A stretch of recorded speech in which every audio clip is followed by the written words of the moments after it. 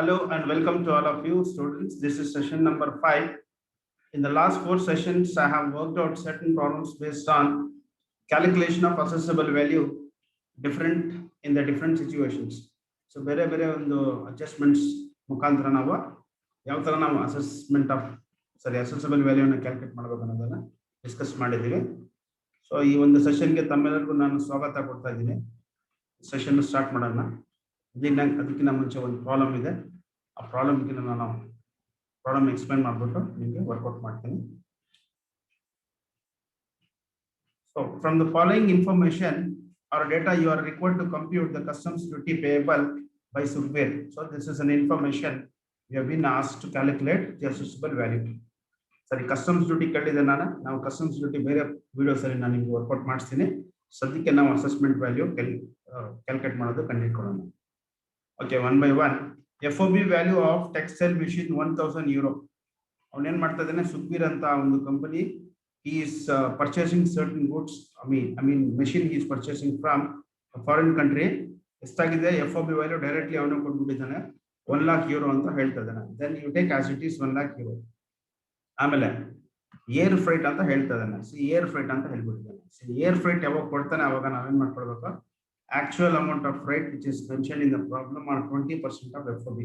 FOB ಅವನು ಕೊಟ್ಬಿಟ್ಟಿದ್ದಾನೆ 1 lakh ಮೇಲೆ 20% 20,000 ಬರುತ್ತೆ, or 26,000 whichever is lower. So usually 20,000 ಈ ಪ್ರಾಬ್ಲಮ್ ಅಲ್ಲಿ ಬರುತ್ತೆ, ಅದನ್ನ ತಗೊಳ್ಬೇಕು. Next, expenses incurred by seller for improving the design at buyer importers request. Importer ಏನ್ ಮಾಡ್ತಿದ್ದಾನೆ, ಕೆಲವೊಂದು ಡಿಸೈನ್ ಮತ್ತೆ ಡೆವಲಪ್ಮೆಂಟ್ ಅಂತ ಹೇಳ್ಬಿಟ್ಟು ಕೆಲವೊಂದು ಎಕ್ಸ್ಟ್ರಾ ಚಾರ್ಜಸ್ ಅನ್ನ ಇನ್ಕರ್ ಮಾಡಿ ಅಂತ ಹೇಳ್ತಿದ್ದಾನೆ. So design and development charges ಏನನ್ನ ಬೈಯರ್ ರಿಕ್ವೆಸ್ಟ್ ಮಾಡಿದ್ರೆ ಅದನ್ನ ನಾವು ಅಸೆಸ್ಮೆಂಟ್ ವ್ಯಾಲ್ಯೂಗೆ ನಾವು ಕ್ಯಾಲ್ಕುಲೇಟ್ ಮಾಡ್ಕೊಳ್ಳೋಕೆ ತಗೊಳ್ಬೇಕಾಗತ್ತೆ. Therefore it has to be taken. Transit insurance ನೋಡಿ, ಅವನೇ ಕೊಟ್ಬಿಟ್ಟಿದ್ದಾನೆ ಟ್ರಾನ್ಸಿಟ್ ಇನ್ಶೂರೆನ್ಸ್ 2000 euro. ಅಂದ್ರೆ ಯೂರೋ ಅಂತಂದ್ರೆ ಫಾರಿನ್ ಕರೆನ್ಸಿ ನಲ್ಲಿ, ಸಪೋಸ್ ಫಾರ್ ಎಕ್ಸಾಂಪಲ್ ಎಕ್ಸ್ಪೋರ್ಟರ್ಸ್ ಫ್ಯಾಕ್ಟರಿಯಿಂದ ಅವನು ಏರ್ಪೋರ್ಟ್ ಅಲ್ಲೂ ತಗೊಂಡ್ ಬರ್ತಾ ಇರ್ಬೋದು, ಅದಕ್ಕೆ ಅವನು ಎಕ್ಸ್ಪೆಂಡಿಚರ್ ಇನ್ಕರ್ ಆಗಿದೆ ಟ್ರಾನ್ಸಿಟ್ ಇನ್ಶೂರೆನ್ಸ್. ಇದನ್ನ ನಾವು ತಗೊಳ್ಬೇಕಾಗತ್ತೆ. ಸೇಮ್ ಆಸ್ ಇಟ್ ಈಸ್ 2000 ತಗೊಳ್ಬೇಕು. ಅಕಸ್ಮಾತ್ ಇದು ಕೊಟ್ಟಿರ್ಲಿಲ್ಲ ಅಂದ್ರೆ ನಾವೇನ್ ಮಾಡ್ತೀವಿ, 1.125% ಆಫ್ FOB ನಾವು ತಗೊಳ್ಬೇಕಾಗಿತ್ತು. ಬಟ್ ಈ ಪ್ರಾಬ್ಲಮ್ ನಲ್ಲಿ ಡೈರೆಕ್ಟ್ ಆಗಿ ಅವ್ನು ಕೊಟ್ಟಿದ್ದಾನೆ, ಹಾಗಾಗಿ 1.125 ನಾವು ತಗೊಳ್ಬಾರ್ದು.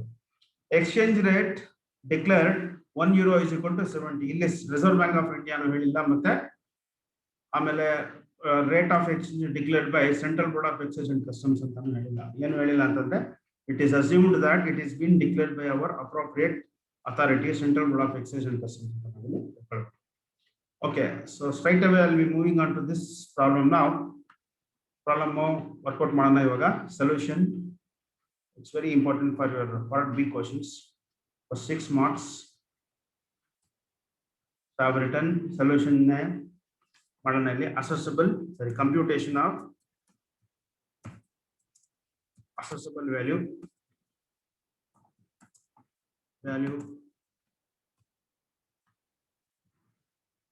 Therefore I'm going to draw the columns. The columns now draw ಮಾಡ್ಕೊಳ್ಳೋಣ.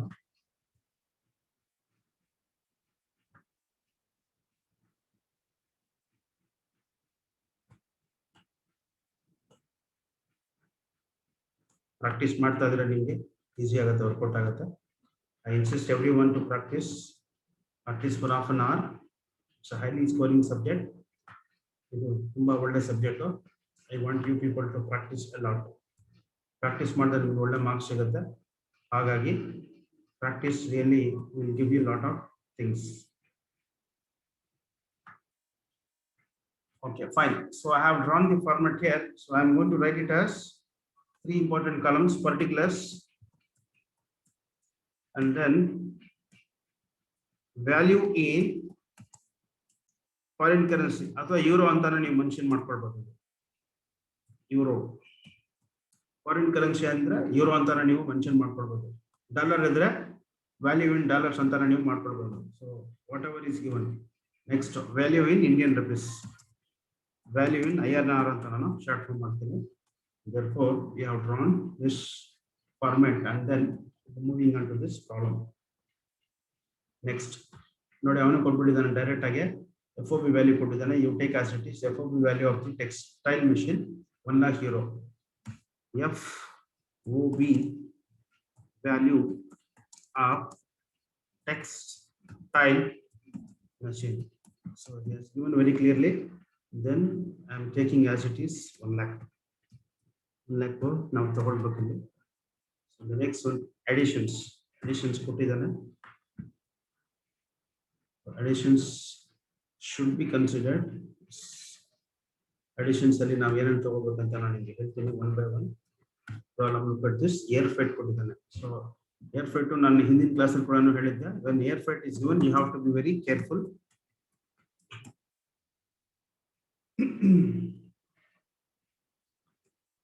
Air freight, therefore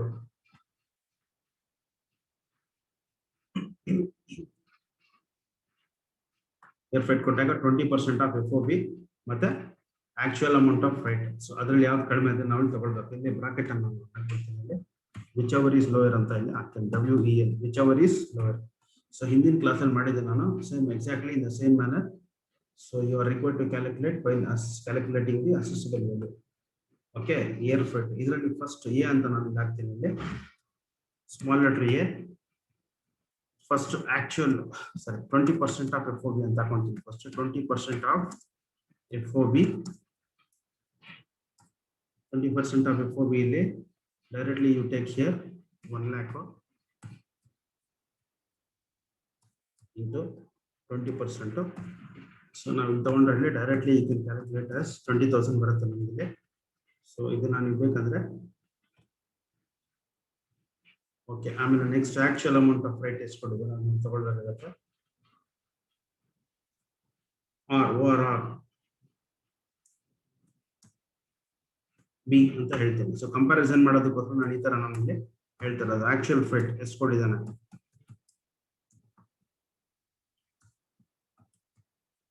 actual freight ಎಲ್ಲಿ ಕೊಟ್ಟಿದ್ದಾನೆ, directly I am recording this ಕಾರಣ 26,000 euro ಅಂತ ಹೇಳ್ತೇವೆ. 26,000 euro. Therefore I am considering it as 26,000 euro. So the 20,000 or 26,000, whichever is lower. ಯಾವ ಕಡಿಮೆ ಇದೆ, 20,000 ಕಡಿಮೆ ಇದೆ. So therefore 20,000 is the actual amount of freight that we should take. ಹಾಗಾಗಿ ನಾವು ಇಲ್ಲಿ ಏನು ಮಾಡ್ತೀವಿ, ಇಲ್ಲಿ 20,000 ನಾವಿಲ್ಲಿ ತಗೊಳ್ಬೇಕಾಗತ್ತೆ. And you take as it is 20,000. Next number 2. So in number ನೋಡಿ, FOB value ಆಯ್ತು, air freight ಆಯ್ತು, expenses incurred by seller for improving the design at buyer. Importers request, importer request ಮಾಡಿದಾನೆ ಡಿಸೈನ್ ಅಂಡ್ ಡೆವಲಪ್ಮೆಂಟ್ ಚಾರ್ಜಸ್ ಅಂತ ಖರ್ಚು ಮಾಡಿ ಅಂತ, ಹಾಗಾಗಿ ನಾವು ಇಲ್ಲಿ ತಗೊಳ್ಬೇಕಾಗುತ್ತೆ. Design and development charges it has to be taken. So directly you post here what is the amount incurred, 4,000 euros. ಇದೆಲ್ಲ ಬಂದ್ಬಿಟ್ಟು ಫಾರಿನ್ ಕರೆನ್ಸಿ ನಲ್ಲೇ ಇದೆ. Okay, fine. So point number 3, transit insurance ಅವನೇ ಕೊಟ್ಬಿಟ್ಟಿದ್ದಾನೆ, ಹಾಗಾಗಿ ತಲೆ ಕೆಡಿಸ್ಕೊಳ್ಳೋದು ಬೇಕಾಗಿಲ್ಲ. You take as it is as the amount which is already mention, 2,000 US ಕೊಟ್ಟಿದ್ದಾನೆ. therefore you take already 2,000 US. So ಅಷ್ಟೇ ಇದೆ. ಹಾಗಾಗಿ FOB ವ್ಯಾಲ್ಯೂ ಆಯ್ತು, ಏರ್ ಫ್ರೈಟ್ ಆಯ್ತು, ಎಕ್ಸ್ಪೆನ್ಸಸ್ ಆಯ್ತು, transit insurance. therefore we can do the total. ಇದನ್ನು ನಾನು sum up ಮಾಡ್ತೀನಿ, ಟೋಟಲ್ ಮಾಡ್ತೀನಿ.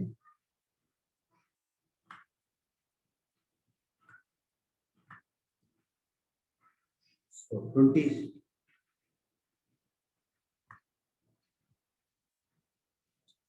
So actually 1,26,000 ಬರುತ್ತೆ.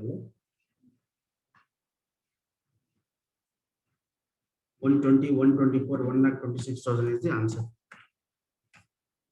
ಇದನ್ನು ನಾವಿಲ್ಲಿ ತಗೊಳ್ತೀವಿ. So this is what we can call it as CIF ಅಂತ ಹೇಳ್ತೀವಿ, ಕಾಸ್ಟ್ ಇನ್ಶೂರೆನ್ಸ್ ಅಂಡ್ ಫ್ರೈಟ್ ಅಂತ ಹೇಳ್ತೀವಿ. ಅಥವಾ ಏಜೆಂಟ್ಸ್ ಕಮಿಷನ್ ಏನು ಇಲ್ಲ ಅಂತಂದ್ರೆ ನಾವು ಇಲ್ಲಿಗೆ ನಾವು assessable value in foreign currency ಅಂತಾನೆ ಹೇಳ್ಬೋದು. Then assessable value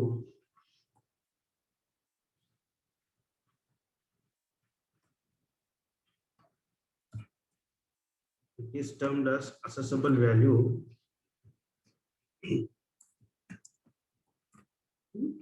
foreign currency, euro anta.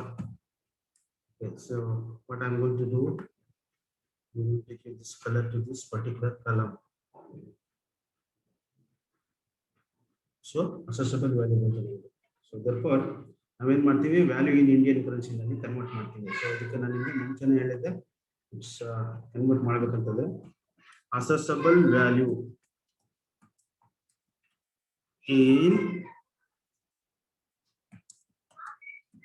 INR. So ಯಾವ ತರ ಮಾಡ್ಕೋಬೇಕಂತ ನಾನು ನಿಮ್ಗೆ ಹೇಳಿದ್ದೀನಿ. ಇಲ್ಲಿ assessable value in foreign currency into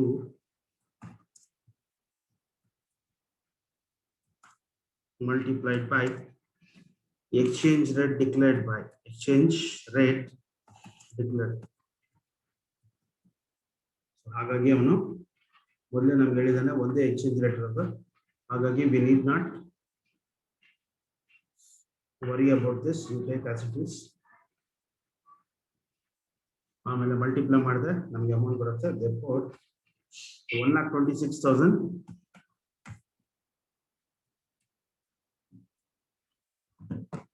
into multiplied by exchange value, how much we have in this problem, that we have to calculate this. So exchange rate is ನಮಗೆ 60 rupees ಇದೆ, 60 we have only. Therefore I am applying this formula here, equals to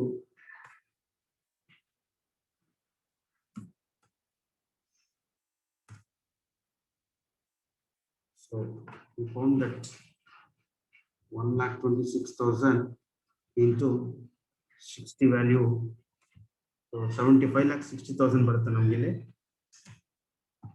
75,60,000 should be recorded here. 75 lakh, 60,000 is the value of currency in Indian rupees. So this is how we have to calculate this one. So assessable value in Indian rupees. So this is meant for 6 months, as I have already told you that. So you just keep practicing, definitely you'll become perfect in this. So assessable value ನಾವು ತಗೊಳ್ತಿದ್ವಿ. So directly ನಮಗೆ FOB ಕೊಟ್ಟಿದ್ರೆ ನಮಗೇನು ಇದಾಕಲ್ಲ. Directly we would have taken this, direct ಆಗಿ ನಮ್ಗೆ ಇಲ್ಲೇ ಸಿಗುತ್ತದೆ. ಅಕಸ್ಮಾತ್ FOB ವ್ಯಾಲ್ಯೂ ಕೊಟ್ಟಿಲ್ಲ ಅಂತಂದ್ರೆ ನಾವೇನ್ ಮಾಡ್ತೀವಿ, ಕಾಸ್ಟ್ ಆಫ್ ಗುಡ್ಸ್ ಇಂಪೋರ್ಟೆಡ್ ಅಂತಂದ ತಗೊಳ್ತೀವಿ, packing charges, design and development ಕೊಟ್ಟಿದ್ರೆ ಆ್ಯಡ್ ಮಾಡ್ತೀವಿ, ಆಮೇಲೆ ತದನಂತರ 1 by 1 ತರಿಸ್ತೀವಿ. ಸೊ ಈ ತರ ಬಂದ್ರೆ ಫ್ರೈಟ್ ಫಸ್ಟ್ ಆ್ಯಡ್ ಮಾಡ್ಬೇಕಾ, ಡಿಸೈನ್ ಅಂಡ್ ಡೆವಲಪ್ಮೆಂಟ್ ಆ್ಯಡ್ ಮಾಡ್ಬೇಕಾ, ಟ್ರಾನ್ಸಿಟ್ ಇನ್ಶೂರೆನ್ಸ್ ಆ್ಯಡ್ ಮಾಡ್ಬೇಕಾ, ಸೊ ಆ ತರ ಏನು ರೂಲ್ಸ್ ಇಲ್ಲ. So you can take anything first and the second. So it is left to you how you are going to take this. So isto idu ಇವತ್ತಿನ first ಈ ಒಂದು session first problem. ಇವಾಗ next I am going to work out problem number 2.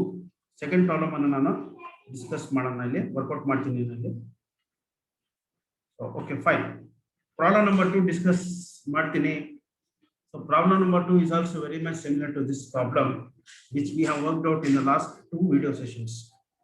ಈಗಿನ session ಮತ್ತೆ last video session ಅಲ್ಲಿ 2 problem ಅನ್ನು workout ಮಾಡಿದ್ದೆ. ಅದೇ ರೀತಿ ಇದು ಕೂಡ ಇರುತ್ತೆ. So let me explain this, how it has to be done this. Okay, so first one,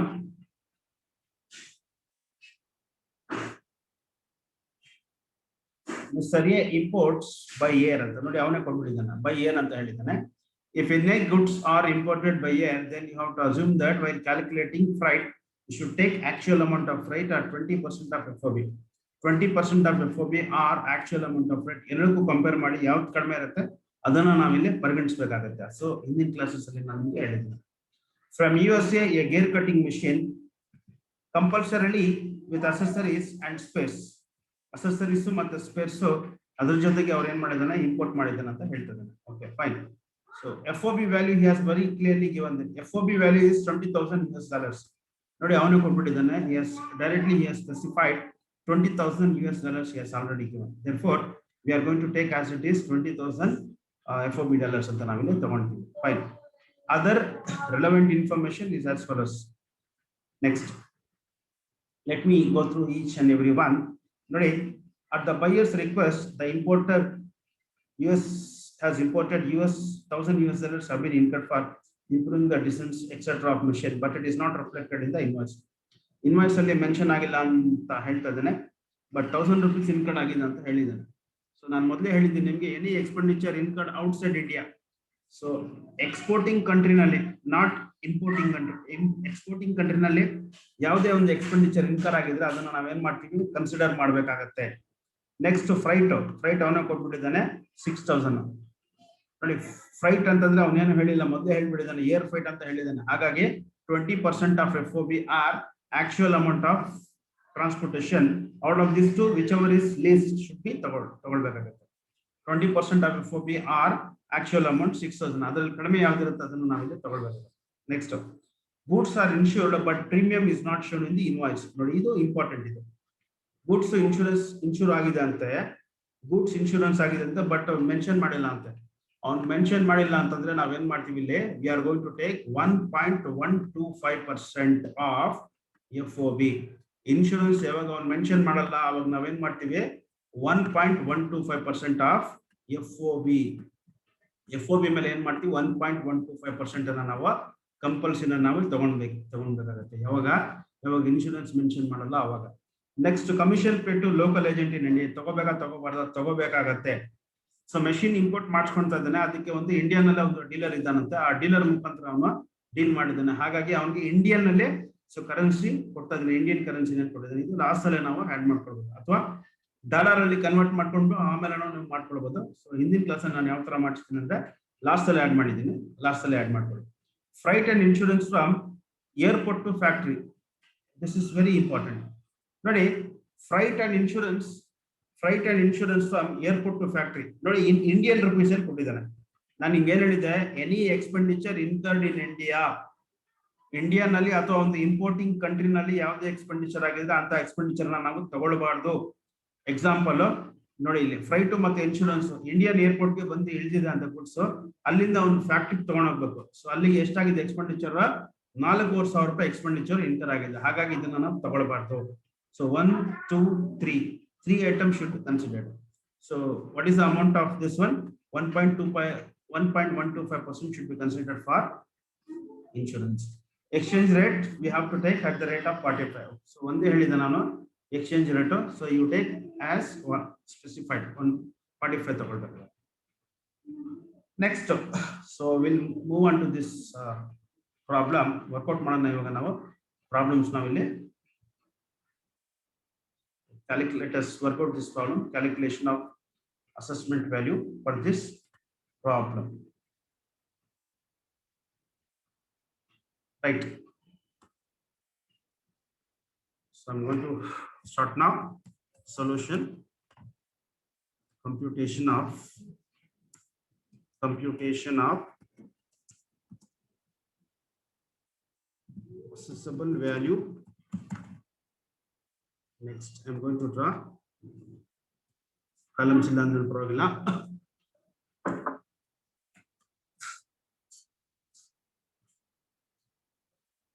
So valuing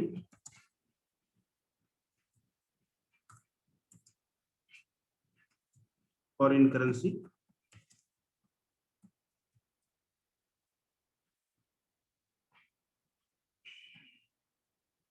therefore valuing INR.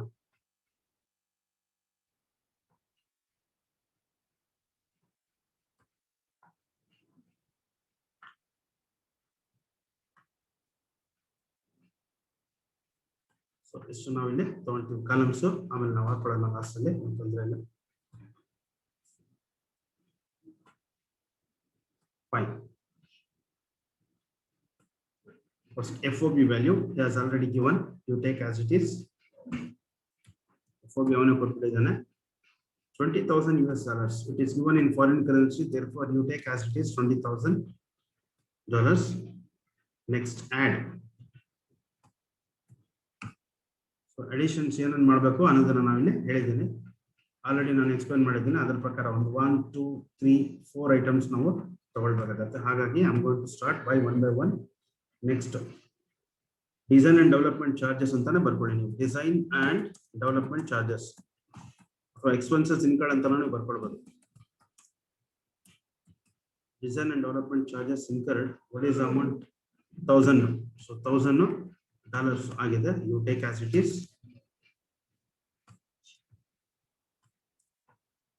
So number two ಏನ್ ಹೇಳ್ತದೆ ನಾನು ಫ್ರೈಟ್ ಅಂತ ಹೇಳ್ತದೆ ನೋಡಿ. Already he has given that air freight 20% of FOB or actual amount of freight. ಇದನ್ನ ನಾವೇನ್ ಮಾಡ್ತೀವಿ ತೊಗೊಳ್ಬೇಕಾಗುತ್ತೆ. ಹಾಗಾಗಿ ನಂಬರ್ ಟೂ ಏರ್ ಫ್ರೈಟ್ ಅಂತ ಹಾಕ್ತೇನೆ ನಾನು. ಏರ್ ಫ್ರೈಟ್ ಮಾಡ್ಕೊಳ್ಳೋವಾಗ ನೀವು ಸ್ವಲ್ಪ ಹುಷಾರಾಗಿರ್ಬೇಕು. ಇಲ್ಲಿ in bracket I'm going to write it as whichever is lower. So ಯಾವ್ದು ಕಡಿಮೆ ಇರುತ್ತೆ ಅದನ್ನ ನಾವೇನ್ ಮಾಡ್ತೀವಿ ಇಲ್ಲಿ we are going to consider first A ಅದರಲ್ಲಿ 20% of FOB or B actual amount ಏನ್ ಮಾಡಿದ್ರೆ 6,000 ಕೊಟ್ಟಿದ್ದಾನೆ. So I am going to take here ಇಲ್ಲಿ ತಗೊಳ್ತೀನಿ ನಾನು 6,000. ಸೊ ಅವನು ಏನ್ ಮಾಡ್ತಾನೆ 20% ಆಫ್ FOB ಅಂತ ಹೇಳ್ತಾ ಇದ್ದಾನೆ. ಸೊ 20,000 FOB ಅವನು ಕೊಟ್ಟಿದ್ದಾನೆ ಆಲ್ರೆಡಿ ಇಂಟು ಎಷ್ಟು ಪರ್ಸೆಂಟ್ ಹೇಳಿದ್ದಾನೆ 20% ಅಲ್ವಾ. 20% 20,000 20%. therefore 4,000 ಬರುತ್ತೆ ಇಲ್ಲಿ. ಸೊ ಹಾಗಾಗಿ 4,000 ಮತ್ತೆ 6,000 ಎರಡಕ್ಕೂ ಕಂಪೇರ್ ಮಾಡಿ ವಿಚ್ ಎವರ್ ಇಸ್ ಲೋಯರ್ ಅಂತ ಹೇಳ್ತಾನೆ ನಾನು. So lower is definitely 4,000. ಈ 4,000 ನಾವೇನ್ ಮಾಡ್ತೀವಿ ಇಲ್ಲಿ ತಗೊಳ್ತೀವಿ. ಸೊ ಫ್ರೈಟ್ ಮುಗೀತು. ನೆಕ್ಸ್ಟ್ ಇನ್ಶೂರೆನ್ಸ್ ಏನ್ ಹೇಳ್ತಾ ಇದ್ದಾನೆ ಅವನು ಇನ್ಶೂರೆನ್ಸ್ ಹೇಳಿಲ್ಲ ಅವನು. This is point number 2 sorry point number 3. Insurance capsule ಆಗ್ತದೆ ನಾನು ನಿಮಗೆ. ಇನ್ಶೂರೆನ್ಸ್ ಅವನು ಏನು ಹೇಳಿಲ್ಲ ಅಂತಂದ್ರೆ ನಾವೇನ್ ಮಾಡ್ಕೊಳ್ಬೇಕು 0.125% ಆಫ್ FOB ನಲ್ಲಿ ನಾವು ತಗೊಳ್ಬೇಕಾಗುತ್ತೆ. ಓಕೆ. ಸೊ therefore 20,000 into 1.125% ನಾವು ತಗೊಳ್ಬೇಕು. We have to take at the rate of 20,000 into 1.125%. So 22,500 ಬರುತ್ತೆ. ಸೊ ಹಾಗಾಗಿ ನಾವೇನ್ ಮಾಡ್ತೀವಿ straight away I'm going to take 22,500. So this is we found out. And then ನೋಡಿ design and development ಆಯ್ತು, freight ಆಯ್ತು, ಮತ್ತೆ goods are insured. So insurance ಅದು ಆಯ್ತು. ಏನು ಹೇಳಿಲ್ಲ ಅಂತಂದ್ರೆ 1.125% ರೂಲ್ ಹೇಳುತ್ತೆ ನಮಗೆ. ಅದ್ರ ಪ್ರಕಾರ ನಾವು ತಗೊಳ್ಬೇಕಾಗುತ್ತೆ. Commission paid to local agent in India ಇದು ಇಂಡಿಯನ್ ಕರೆನ್ಸಿ ನಲ್ಲಿದೆ. ಮಿಕ್ಕಿದೆಲ್ಲ ಬಂದ್ಬಿಟ್ಟು ಫಾರಿನ್ ಕರೆನ್ಸಿ ಡಾಲರ್ ಅಲ್ಲಿ ಇದೆ. ಹಾಗಾಗಿ ನಾವು ಫಸ್ಟ್ ಡಾಲರ್ ಇಂದ ನಾವು ಇಂಡಿಯನ್ ಕರೆನ್ಸಿ ಕನ್ವರ್ಟ್ ಮಾಡ್ಕೊಂಡು ಆಮೇಲೆ ಏಜೆಂಟ್ ಕಮಿಷನ್ ನಾವಿಲ್ಲಿ ತಗೊಳ್ಳೋಣ. ಹಿಂದಿನ ಪ್ರಾಬ್ಲಮ್ ನಲ್ಲಿ ನಾನು ಅದೇ ತರ ಮಾಡಿಸಿದ್ದೇನೆ. ಸೊ ಹಾಗಾಗಿ I am going to do the total here. Sum ಮಾಡ್ತೀನಿ ನಾನು ಇಲ್ಲಿ 47,500 ಬಂತು. So this is what we call it as assessable value in foreign currency. Assessable value in foreign currency. This is ನಾವೇನ್ ಮಾಡ್ತೀವಿ ಇದನ್ನ ನಾವು ಫಾರಿನ್ ಕರೆನ್ಸಿ ಅಂತ ಹೇಳ್ತೀವಿ. ಅಥವಾ ನಾನು ನಿಮ್ಗೆ ಏನ್ ಹೇಳಿದ್ದೆ ನಾನು ಮೊದಲೇ ಇದಕ್ಕೆ CIF ಅಂತ ಹೇಳ್ತಾರೆ. CIF ಬಾರ್ ಅಂತ ನಾನು ಹೇಳ್ತೀನಿ. ನೆಕ್ಸ್ಟ್ ಆಮೇಲೆ ಕನ್ವರ್ಟ್ ಮಾಡ್ಕೊಳ್ಳೋಣ ನಾವು assessable value in INR Indian ಕರೆನ್ಸಿನಲ್ಲಿ ಕನ್ವರ್ಟ್ ಮಾಡ್ಕೊಳ್ಬೇಕು ಹೇಳಿದ್ದೆ ನಾನು. ಅದಕ್ಕೆ ಫಾರ್ಮುಲಾ ನಾನು assessable value in foreign currency into exchange rate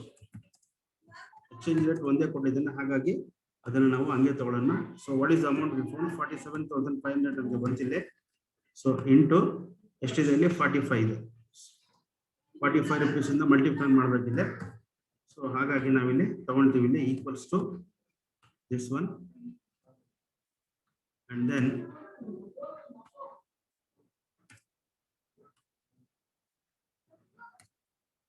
47,500 into 45. So we are going to take as it is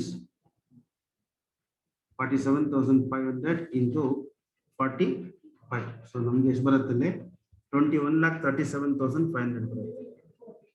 21,37,500. Next 21,37,500 37,500 ಬರುತ್ತೆ ಇಲ್ಲಿ. ಸೊ ಇದಕ್ಕೆ ನಾವೇನಂತ ಹೇಳ್ತೀವಿ, ನಾವಿಲ್ಲಿ ಅಸೆಸಬಲ್ ವ್ಯಾಲ್ಯೂ ಇನ್ ಅಸೆಸಬಲ್ ವ್ಯಾಲ್ಯೂ ಅಂತ ನಾವಿಲ್ಲಿ ಹೇಳ್ತೀವಿ. ಸೊ ಆಮೇಲೆ ನಾವು ಇದಕ್ಕಿಂತ ಮುಂಚೆ ನಾವೇನ್ ಮಾಡ್ತೀವಿ, add local agents commission Indian rupees ಇರುತ್ತೆ, you take as it is local agents commission ಕೊಟ್ಟಿದ್ದೀನಿ, ಅದನ್ನು ನಾವಿಲ್ಲಿ ಆಡ್ ಮಾಡ್ಕೊಡೋಣ. Local agents commission amount Indian ಕರೆನ್ಸಿನಲ್ಲಿ ಆಲ್ರೆಡಿ ಕನ್ವರ್ಟ್ ಮಾಡಿ ಕೊಟ್ಟಿದ್ದಾನೆ, 4,500 ಕೊಟ್ಟಿದ್ದಾನೆ, ಹಾಗಾಗಿ ನಾವಿಲ್ಲಿ ತಗೊಳ್ತೀವಿ. ಸೊ ದೇರ್ಫೋರ್ 21,31,500 ಪ್ಲಸ್ 4,500 ಕನ್ವರ್ಟ್ ಮಾಡಿದ್ರೆ 21,42,000 ಅಂತ ಬರುತ್ತೆ. 21,42,000 is the amount. That is what we want. So this is called as assessable value in Indian rupees ಅಂತ ನಾವಿಲ್ಲಿ ಹೇಳ್ತೀವಿ. ಸೊ ಇದಕ್ಕೆ ನಾವು ಇಂಪಾರ್ಟೆನ್ಸ್ ನಾವಿಲ್ಲಿ ಸಾಕಷ್ಟು ಕೊಡಬೇಕಾಗುತ್ತೆ. This is how we have been asked to calculate and we have worked out. So students, ನಿಮ್ಗೆ ಏನಾರ ಬೇರೆ ಡೌಟ್ಸ್ ಇದ್ರೆ ನೀವು ನಮಗೆ ಕೇಳ್ಬೋದು. ಓಕೆ, ಸೊ ಯಾವ್ದಾರ ಡೌಟ್ಸ್ ಇದೆ ಕೇಳ್ಬೋದು. ನಾನು ಕೆಲವೊಂದು ಪ್ರಾಬ್ಲಮ್ಸ್ ನಿಮಗೆ ಪೋಸ್ಟ್ ಮಾಡ್ತೀನಿ. ಸೊ ನೀವು ದಯವಿಟ್ಟು ನೀವು ಅದನ್ನ ವರ್ಕೌಟ್ ಮಾಡಿ, ಯಾವ್ದಾರ ಡೌಟ್ಸ್ ಇದ್ರೆ ನೀವು ನನಗೆ ಕೇಳ್ಬೋದು. Okay, thank you students and see you again in the upcoming classes. Until then, it's goodbye from me. Thank you.